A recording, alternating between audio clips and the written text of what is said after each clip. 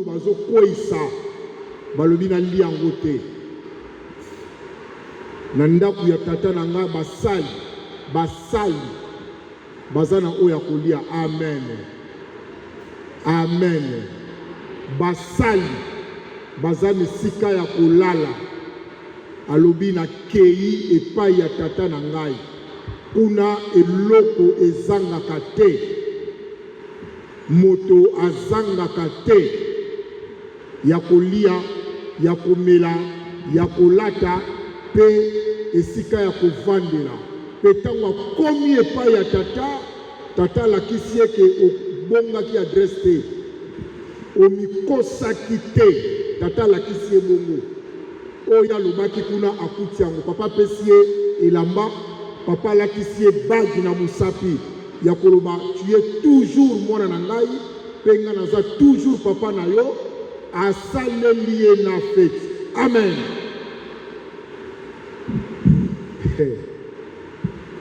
Nayebi si opo otala bien oze epai ya nani, oye epai ya nani, oye na ndako ya tata na yo kotungisama lisusu te, kolela lisusu te. Aza solution mpo na yo oyo mokili ekoki kopesa yo te, awa yo kozwa yango.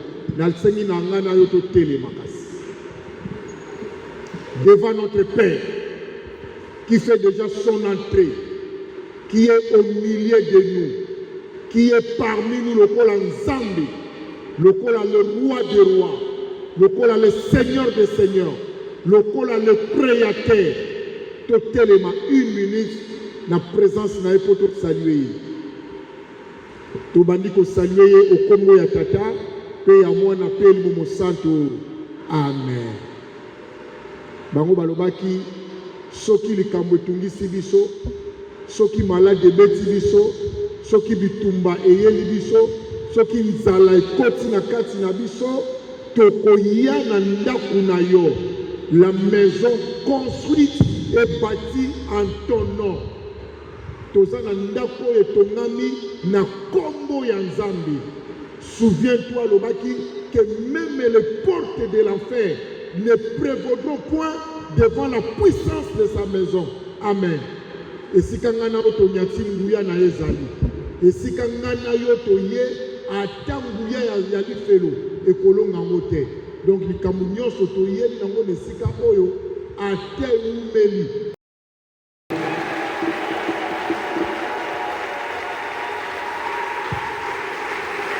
Tofandi na lufandana bandeko nyonso baza ba séminari se place bazali batelemi.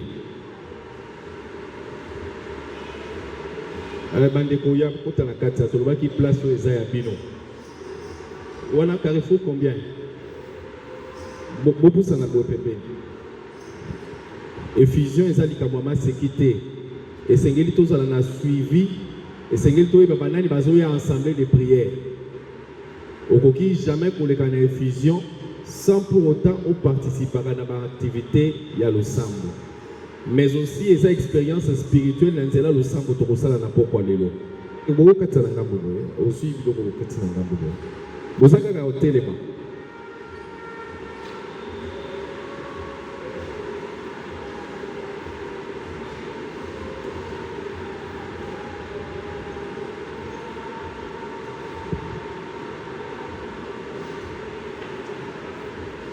Il est vivant. Osaka otelema. Il est ressuscité. Qui? Nani angole tani asala biso malamu. Nani angole la kopikisa yo na ngai. Nani angole la kokota likambo libota na ngai. Nani angopata la kamba situation na yo changer. Nani angopesa histoire ya sika ya vie na yo. Otelema bako. Oko usangani koza ya befanda. Nzambe azali kobetela maboko, azali nzambe afandi na mbonde na ye, azali nzambe oyo azali korenie éternellement. Nzambe wana zali kati na biso, Nzambe wana zali kopambola biso, Nzambe wana zali kotambola na biso. Tango tobeta maboko ndenge wana, banzelo alola, bazali kose joindre na maboko na yo, pe bazali kotombola Nzambe, pe bazali kokumisa na yo, bazozwa barekete na yo, pe baza komema yango epai ya Nzambe. Lola na yo ezala kofungwama, lola na yo ezala kofungwama, lola na yo ezala kofungwama, lola na yo ezala kofungwama. Bareponse eumelaki, lola na yo ezala kofungwama.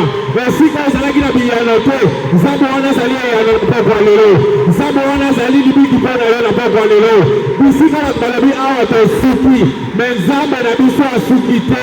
Yango wana eza kolongola balimitation nyonso, azali kolongola balimitation nyonso, azali kolongola bafardo nyonso, azali kolongola oyo ezali kopesa Nzambe lokumu te. Yango nazobeta maboko avec raison. Ofandi oyebisi ndeko aza pembeni na yo lelo eza lelo, yebisa ye Nzambe akani asala biso malamu, bayebisi biso veiller et prier. Eza teme oyo tokosambela nango na poko ya lelo, me yambo te toleka na losambo tobengi session oyo tobandi comme en route vers la montagne.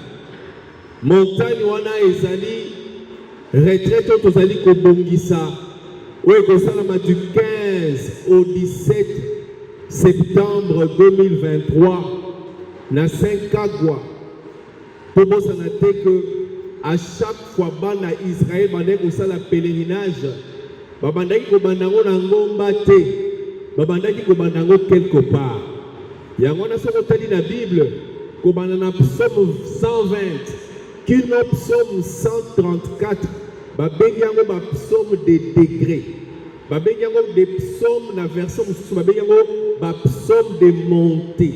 Elingi koloba soko bandi na 120 121, je lève mes yeux vers les montagnes, d'où me viendra le secours. Donc ça veut dire que vous êtes la première station, psaume 120, deuxième station, psaume 120, et que l'île 34, c'est 14 stations. Il y a un psaume 134, les Cameroun est lié à la montagne de Sion. C'est là où Dieu déverse sa bénédiction. Pour Nabiso, kokende Nabiso retraite, ezali poto kende kosambela te, tozo kende poto zouabiyano ya losambo tobandaki awa. Amen. Parce que la prière, les gens pensent que mingi kati na biso tozali kokanisa que losambo nezawa ezali likambo moko ya likolo. Non. Deux fois il y a des situations où etelemi yo moko zo se rendre compte que eumeli omilobeli nzambe obosali ngai to ndenge nini. Mais deux fois Dieu permet cela, comme il a permis aussi avec Jacob. Jacob a boubi na nzambe butu mobimba. Il a persévéré. Or, quelqu'un ne peut pas se battre avec Dieu. Mais Dieu a permis quand même que Jacob a retenir en Johanna. Alors, il a côté kayote kino kopambola ngai. Alors, il a moyengi ke kotana. Tika ngai jusqu'à ce que babuki ekote. Mais ce que j'ai aimé, na souka ya lisolo, ange yebisiye. Comment t'appelles-tu? Alors, je m'appelle Jacob. Abi lelo kongo des asus Jacob te. Comment Israël? Parce que tu as remporté, parce que tu as combattu avec Dieu. Je persévérerai jusqu'au bout. J'aurai la couronne de la gloire. Yahweh a dit, l'ensemble va futaka. L'ensemble futaka. Ata lelote, l'ensemble futaka. Nasa kondima. Nabomo inanga l'ensemble futangai. Nabomo inayo, l'ensemble futaka. Pour matanangoma, peut-être l'ensemble. Merci, tu es le rémunérateur de ceux qui te cherchent. Amen. Il faut qu'on dimaye. Et c'est qu'il y a quel que soit l'essentiel c'est ici même si tu viens d'une famille où il y a des sorciers. Exemple. Mais comment on a Bible, Joseph, tous ses frères là, va comploter pour babomaye. Likolo ya ndoto apamba betaki lisolo. Likolo ya ndoto. Papa a fait interprétation bien lobby. On dit que le bakenga il maman na bande konayo, tout ça que fou kamela yo et créer zoua. Total la soka ko souka na bando tout ne ona nzokande, c'était déjà un message que Dieu lui avait donné. Mais par manque de discrétion, à côté n'a pas de problème. Et la méchanceté est venue, vient de sa famille. Il y a autant de gens qui vont veiller et prier, dimension qu'on veille, qu'on va moto azali qu'on kengela comme un agent de sécurité. On azali qu'on tala ba contour nini esika babiloko ezali et que sengeli bato bazo yangote. Na babo inabiso quelquefois l'ennemi a volé la joie. Madeko belé sengoza lisusu te. Il vient dans la prière, mais lorsque modérateur azali ko pesa incitation à intention de prière pour la louange, deux fois il insiste, deux fois, parce qu'il y a des gens parmi nous qui n'ont pas de souci et fan d'ici bango. Or, la Bible nous dit veillez et priez. Côté Moussou, na 1 Pierre 5, 8, votre adversaire, le diable rôde comme un lion. Dans la version Moussou, il rugit. Mais si on dit rugissement lion, il dit quelqu'un qui a prié, parce que il a comme l'impression que les attaques se multiplient. Et ça, rugissement à lion. Pourquoi? Pour te faire peur. Pourquoi continuer le sambo? Au bandit, quand on prière, tu es vraiment abattu, malade et bêtio pour continuer le samboté. Rugissement à lion. Rugissement à lion, comme ça, bon, on peut continuer à faire des botas. Mais pour ça, la dépense est singeli. Au moins, une situation uniquement pour éviter nos situations. Rugissement à lion. Mandeko, peut-être si vous avez un ministère et écoute, on peut comprendre. Mais si vous avez un ministère et écoute, on comprendre. C'est que nous partageons de foi chaque jour ici. Il y a toujours des cas. Il n'y a pas de maladie. Des maladies qui viennent de nulle part. Parce que comment quelqu'un a témoigné, a témoigné dans une situation où il a témoigné et s'est répercuté encore plus. Rugissement à Lyon. On y a que ce qu'on témoigne le lion rugit parce que tu es dans une cage. Attention, Bandeko, lorsqu'on est en train de parler de la prière, mais en matière de prière, il n'y a pas de loisir. C'est une question de vie ou de mort. Moté Alekawa, il a parlé de la sorcellerie. Il a parlé dans la session où Basalaki na centre Ngala. Il a parlé dans Misala ya Satan na ndengeni na Rizaka. Biso et Sengeli Toyeba, comment est-ce que l'ennemi a changé forme? Il a changé. Aujourd'hui, écoutez comme ça dans ma forme est belée. Ce qu'on l'a dit très bien. Dans la vie, il y a Gédéon. Dans la juge 6. Basa comme c'est dit vaillant héros. Nzamba bengi vaillant héros. Mais azoloba Nzambe soki ngana za pepona nini famille na biso eza ya suka.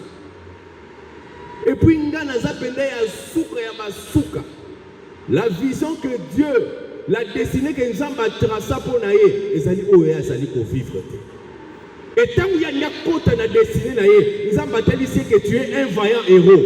Il se prend, il se dit, si Dieu était avec nous, mais nous avons dit que nous sommes vaillants, nous avons dit que nous avons noté, nous avons dit individu, c'est là où je voudrais poser la question à Moutoumoko Moko. Nous avons représentant légal de la famille. Comme tu es là, tu as un ordre de mission signé par le ciel pour une onction spécifique par rapport à un problème que Dieu va résoudre. Yango wana soki mutuanke sika azami na ordre de mission. Même policier azalaki na porte wana à côté que l'enzela. Pourquoi? Parce qu'il y a une autorité établie qui a signé l'ordre de mission. Mais l'ordre de mission dont je parle, c'est le sang de Jésus qui a coulé. La Bible dit le sang de Jésus crie plus fort que le sang d'Abel. Même si je suis dans une famille de sorciers, le sang de Jésus va crier pour moi. Pourquoi le sang de Jésus crie en ma faveur? Yango makaboko déclaré na pokwa lelo. Je dis yango makaboko déclaré na pokwa lelo. Amen. Rugissement à Lyon, Ezali. Quelqu'un qui commence à prier, comme il menace. Il a comme l'impression qu'il y a des animaux qui le poursuivent. Des personnes, des hommes géants, rugissement à Lyon. Est-ce que tu veilles? Aujourd'hui, occultisme est commis à niveau même et à jeunesse. À niveau où dessin animé. On est en train de préparer l'esprit de l'enfant à comprendre qu'une sirène, c'est un bon personnage. La petite sirène. Aujourd'hui, moi, je suis sirène. Ça, c'est déjà un terrain où l'ennemi est en train de préparer. Les parents qui sont ici, quels sont les destins à proposer aux enfants? Il y a beaucoup de magie dans les dessins animés. Savoir discerner, sinon l'initiation peut commencer déjà dès le bas âge. Souci à bien-être, c'est-à-dire que dans la religion, il y a ce qu'on appelle la recherche, le bonheur, l'éternité, le salut de l'âme. Mais aujourd'hui, il n'est pas seulement question du salut des âmes, il y a aussi le salut du corps. Et dans le salut à corps, on va te proposer des méthodes de relaxation. On va bengi yoga. Nous avons na kati ya relaxation on a izo bimaneti gymnastique ya pambozo ko sala baza ko yebisa oke na kati ya gymnastique wana okoki ko méditer ti okoti na niveau oyeba ba potentiel nini nzamba chakati na yo. Tu es déjà dans l'occultisme. C'est ça les portes de l'ennemi à ça ko baruse na ye. Tant yo ganga, tant yo sambela, tu n'auras rien parce que déjà de manière inconsciente na ignorance tu es déjà na ngamu na ye. Tu as beaucoup de potentiel enfoui et c'est que l'on méditer au sein de vie de manière à ce que l'esprit est élevé.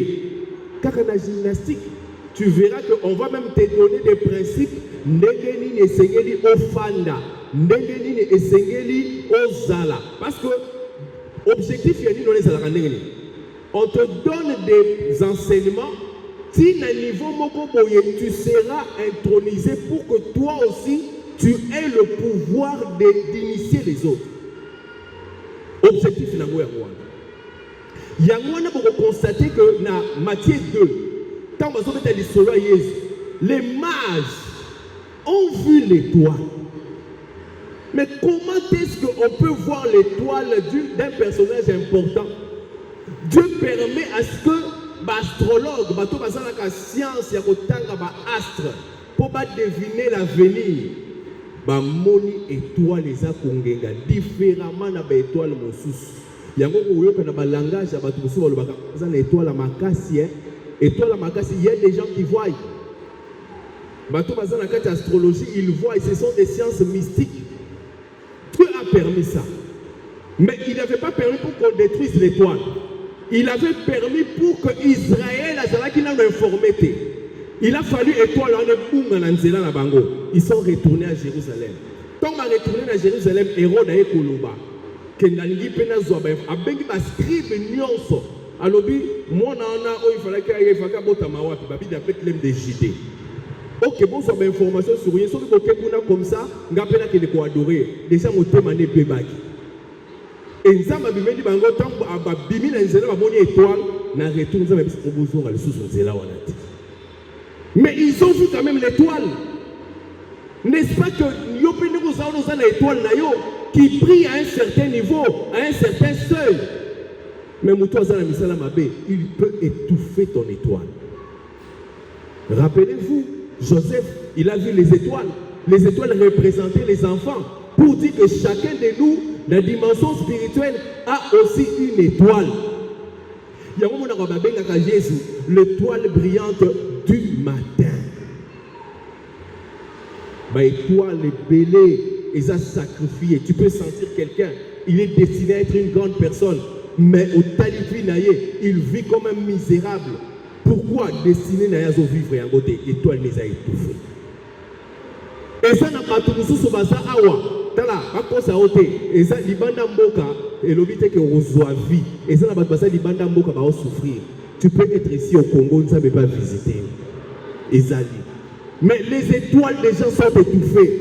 Bandeko, et ça va se quitter. S'il y avait des gens qui pouvaient voir les étoiles, à combien plus forte raison, les lots bateaux, compliqué, vie à ma chrétien. C'est là où on nous dit veillez et priez. Pourquoi on cherche ton étoile? Mais tu leur diras aussi, mon étoile n'est pas entre les mains d'une personne.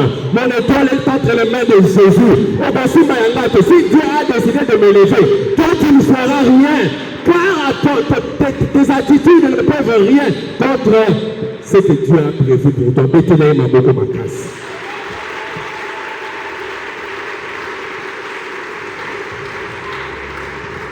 Veillez et priez. Dans la dimension veiller, c'est exhortation. Tu dois veiller sur toi-même aussi. Parce que de fois on a tendance à ramener ce que nous sommes en train de vivre, tout makambo tozali ko vivre na bateau basalaka mabe bakoko na biso. Oui, ils peuvent avoir une portion à responsabilité, mais deux fois biso moko peut te fungola la porte. Biso moko, les œuvres de la chair. Attention, vous savez qu'il y a une personne na kati ya liloba nzambe. Nzamba benga, nzamba utilisé puissamment, mais à côté de terre promise. C'était Moïse. Mais à cause de quoi? À cause de la colère. Moïse a manifesté déjà la colère. Donc, Israël, tout ça, les Égyptiens ont ça. Aïe à intervenir, pas bomi.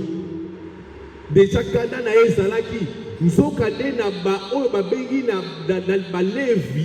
na Lévi, parce que Moïse était lévite. Na descendant ya lévite, il y avait une parole qui était déclarée. Ezalaki nini? Le glaive de la colère et de la violence seront sur toi.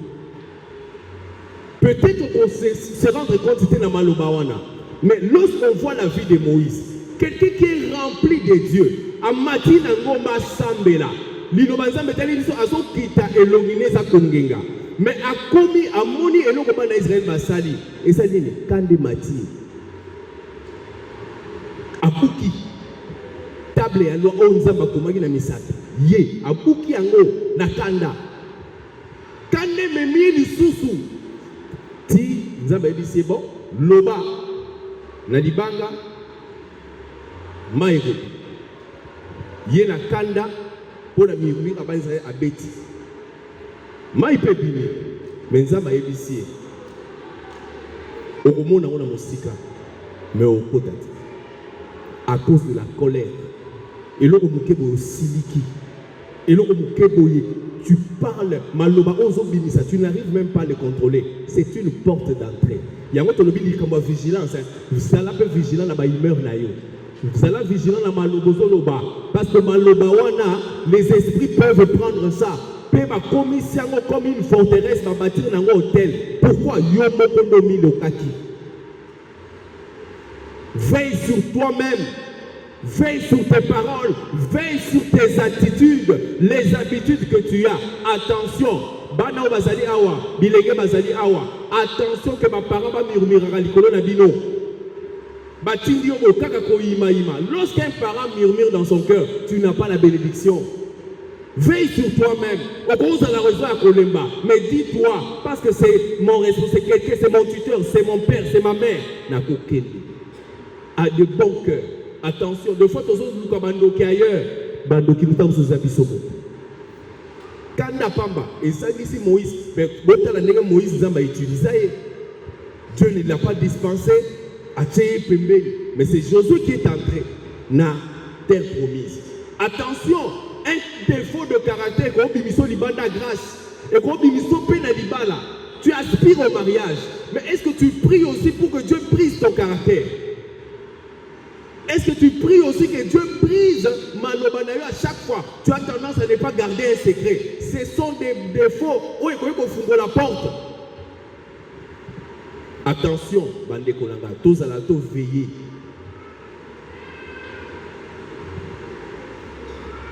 Dimension souka ya ko veiller. Ceux qui m'ont dit que la moto malade.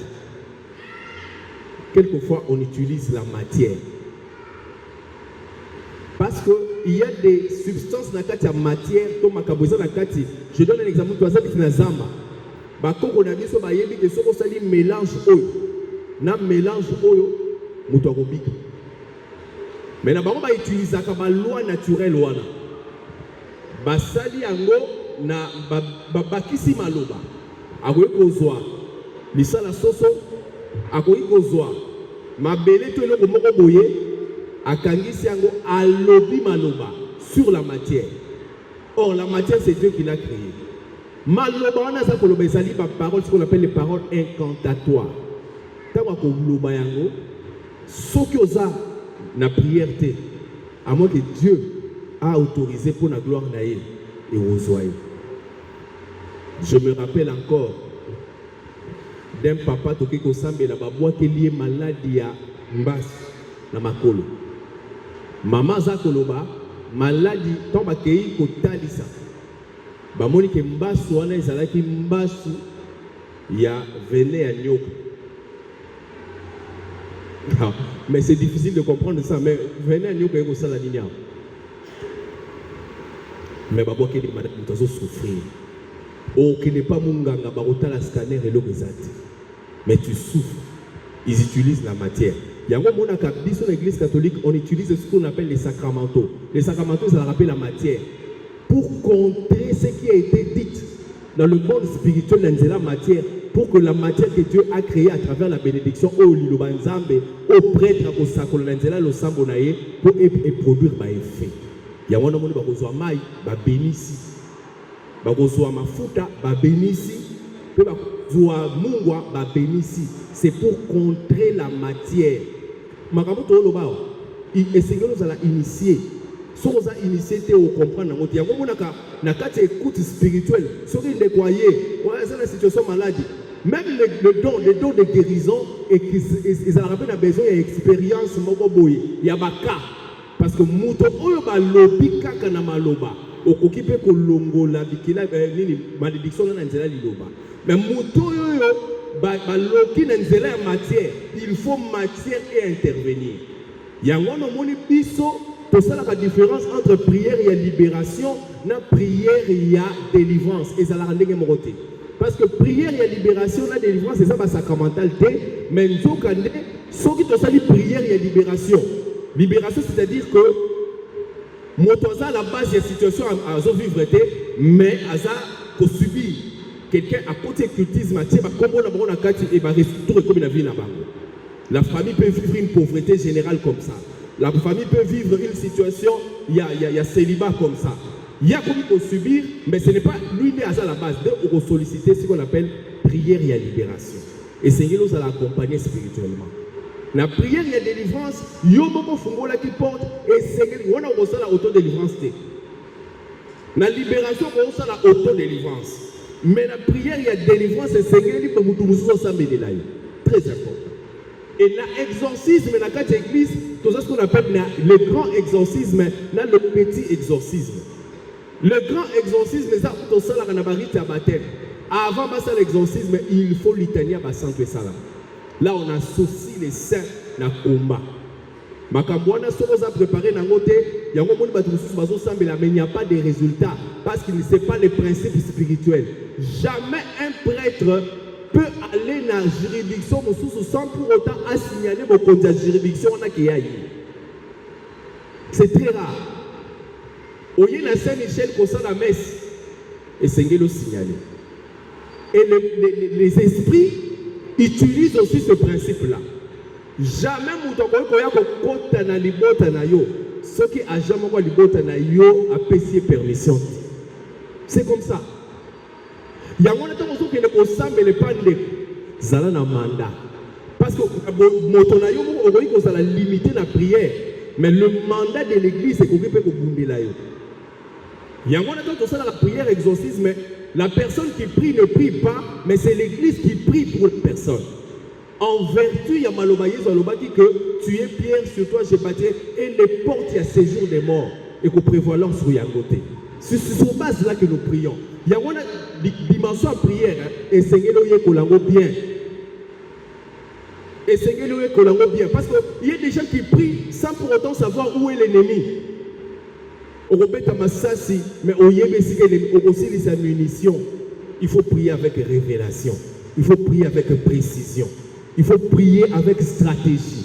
Parce que sans ensemble la stratégie, tu n'auras pas de résultats. Jésus pouvait entrer comme ça. À cette prière à 3 minutes, résultat Zali parce que Aïebaki qui il était. Amen.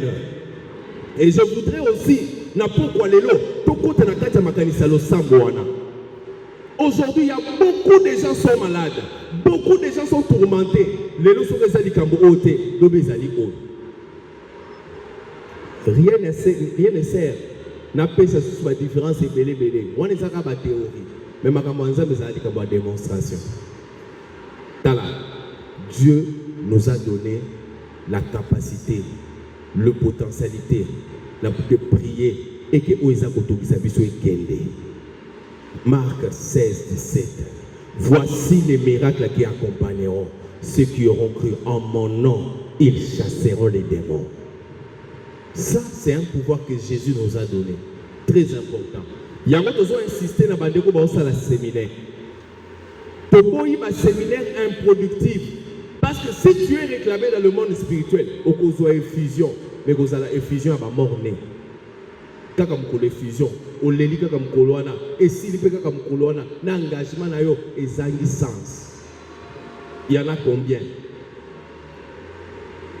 Même si je suis engagé, même si moi aussi j'ai pris pour mon salut. Des fois, nous, on sera encore sévèrement jugés parce que tout avez qui bossent à tout zoloba. Les responsabilités, ça le coup. Ne cherche pas à devenir star, cherche à être que d'apparaître. Beaucoup de gens cherchent dans Moussala Nzambe, Bakaza Moussala Nzambe. Ils ne le vivent pas. La prière est à Kokakao.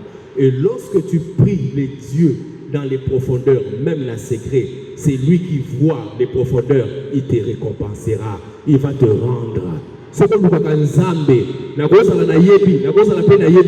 Mais lorsque toi tu pries, même si on ne te choisit pas ici, sache très bien que Nzamba t'a déjà point. Alors il y a un programme pour que tu sois la réponse de Dieu. Je dis que tu es la réponse de Dieu au cri de ta famille. Tu es la réponse de Dieu au cri de ton pays. Tu es la réponse de Dieu. La prière. Ma forme de prière, ils ont évelé. Adoration, ils appellent le Sam. Louange, ils appellent le Sam. Autorité kakate, parce que les gens pensent que si on fait seulement des prières d'autorité, non, non. Au cours de ça, adoration, on peut louange, au moins peut makabulo peut fouvoir. Et deux fois, il ne faut pas avoir aussi une attitude, il y a moutabengana kakaka démon. Non, non, non, non, non, non. Deux fois, l'attitude moussoussou. Et c'est quelqu'un qui a commis ça. Lorsque tu élèves Dieu, l'eau les a connus. Lorsque tu élèves Dieu, tu loues Dieu. Le Seigneur siège dans la louange et l'adoration. À cause siéger pour la dossier dans le cas qu'on a la louange. Il peut siéger pour la ta situation. Nous sommes bénis à ta oppression pour les endengénis. Amen. Nous avons aussi ça pour nous inviter à bisou dans le sam. Tous ceux qui ont des retraites, tant que vous avez l'opportunité de s'embêter dans la yoté, tant que vous avez des retraites. Mais nous avons pardon. Et vous allez à $15 il y a pas. Ce n'est rien par rapport à ce que Dieu va faire pour toi et moi. Nous avons que les retraites à l'époque, on était encore très jeunes. Mais nous, on avait des enseignements. Déjà, Kala, 2008, 2009, il venait donner ses enseignements. Mais tant que ma promesse, elle a besoin de sa retraite. okondimate. Omoni peut-être ndeko a telemi boye, omoni papa côté, omoni ndeko muso a telemi boye azolo. Tu ne sais pas ce qui a été dit sur lui. Na yane moko boye. Pe na lingi na yebisa ndeko moko awa. Il y a beaucoup de grâce à mariage. Il faut que vous compreniez que 16 ans. Si Dieu est en train de visiter notre communauté par le mariage, et que tu es là, tu aspires au mariage, sache très bien que notre Dieu est un Dieu d'alliance. C'est un Dieu d'alliance. Si tu aspires vraiment à un mariage qui va le glorifier, sache très bien que période où tu as nous n'avons pas à visiter. Et je suis convaincu que quelqu'un n'en sera le sang grâce à mariage de l'andaye. Grâce à mariage de l'andaye. Grâce à mariage de l'andaye. Pour mettre l'ensemble ma boko. Pour ensemble la paix. Pour ne pas aspirer. Combien de grâce à maternité? Grâce à maternité n'a pas ensemble la mission. Il y a eu même des cas ici. Deux fausses couches. 3 fausses couches. Non. Basambeli, ba comprendre que non. Kaka ba médecin, kaka ba logique. Merci Minganga. Mais tout le monde a dit Kambo Awa. Et c'est là tout côté le sable. On a prié. Dieu a donné la famille. Dieu a donné les enfants. Si parmi nous il y a encore des stériles, la Bible dit dans ma maison il n'y aura pas de femmes stériles. Que la grâce de la maternité est là d'ailleurs.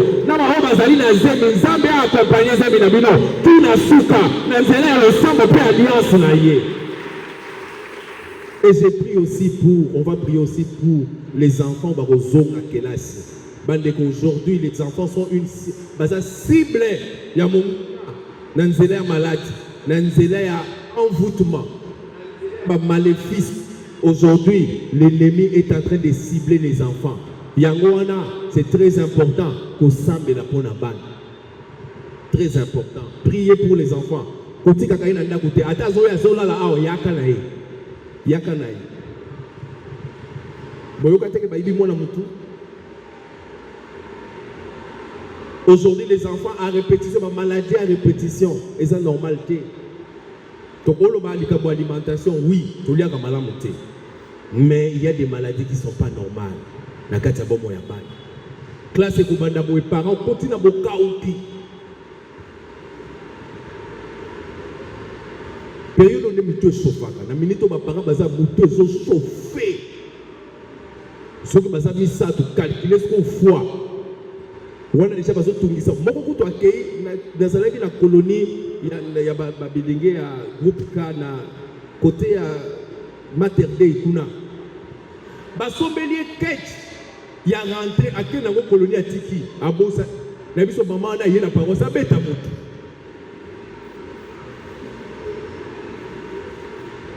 Les parents qui sont ici, qui cherchent les moyens financiers, bon, ils pété, mais que le Seigneur ouvre les églises des cieux. Afin la Bible m'apporte. Banana bakota kela si malamu. Batanga na bakomisa malamu. Zama funga la lola.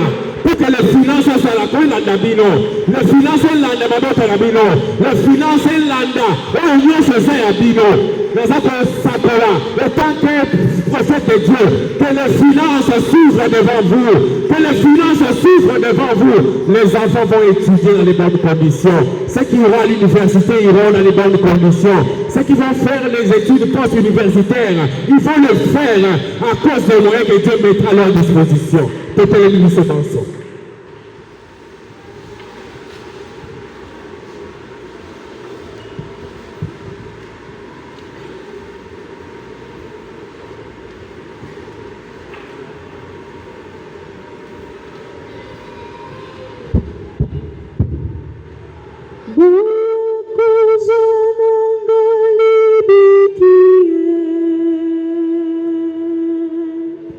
Gai na bigi